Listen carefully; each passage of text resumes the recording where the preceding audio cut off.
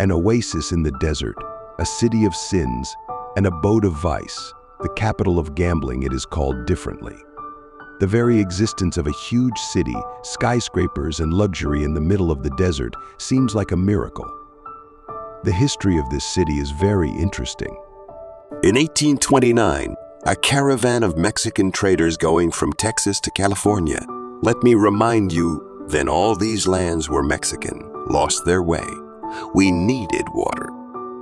The caravan stopped, sending scouts in different directions in search of a place where there was a source of water. One of them, Rafael Rivera, found such a place. There was a good and strong spring there, and the grass in those meadows was very lush.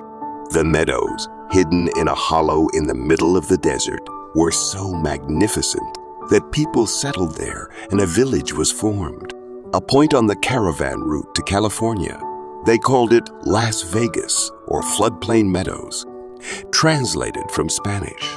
In 1836, the independent Republic of Texas was formed, and the territory began to separate from Mexico. In 1846-48, during the war with the United States, Mexico was defeated, and vast territories were torn away from it. Several states were formed on the new lands, which soon became part of the United States of America. This is how Las Vegas ended up in Nevada, USA. For a long time, the village was simply a place where caravans traveling to California could get water and rest before the next transition. But at the beginning of the 20th century, a large railway junction began to be built here. The new railroad was supposed to connect Salt Lake City, Utah, with Los Angeles, California. The new railway junction was removed from various highly moral centers of the then civilization. Therefore, it was initially planned that here one could relax like a man, that is, drink, play cards, pick up a prostitute. Many saloons and brothels were built here. The railroad passed through several mining towns, the inhabitants of which could easily get to a place where a lot of things were allowed. The first freestanding gambling house was built here in 1906 on Fremont Street. They called it Golden Gate. Concerned about income, gambling was finally legalized in the state of Nevada in 1931. And in Los Angeles, the police began to crack down on gangs. Naturally, gambling began to move from the Pacific Coast to Nevada, or more precisely, to Las Vegas. Moreover, in the same 1931, 50 km from the City of Sins, the construction of a dam began, which was later called the Hoover Dam.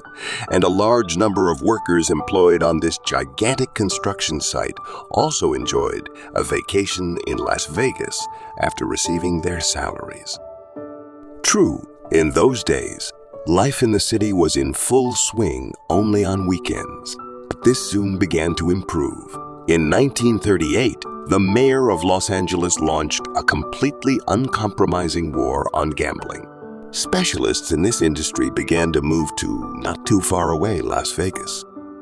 Among the gambling experts was Guy McAfee, who, before the start of the Los Angeles campaign against casinos, served in the police department, precisely in the department for combating such crime. He had to flee California to a neighboring state precisely because he was in danger of being arrested. It was McAfee who came up with the idea of building hotels combined with casinos in Las Vegas to make it easier for visitors to have fun on vacation. The success of this type of resort, new for those times, forced other businessmen to begin investing in projects of this kind. A successful business always attracts crime, and the mafia soon came to Las Vegas, greatly displacing local criminals.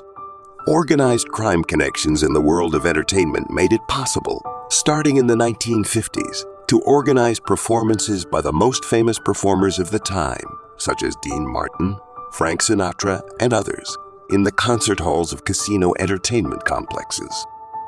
In the 1960s and 1970s, Nevada passed a series of laws that made it easier for corporations to own and operate casino hotels. Howard Hughes and other multi-billionaires came to the city of entertainment. The mafia had to make room. Large bandits always drive smaller bandits away from grain settlements. Decades have passed, Laws have changed, and gambling and casinos are now legal in a number of states. New casinos are trying to compete with Las Vegas's appeal, but Sin City is still thriving. They envy him. Films are released in which his life is presented very harshly and scary, but every day dozens of flights land at his airport, bringing people who want to have fun to the fullest. From year to year, from 3.5 to 5 million guests fly into the city every month.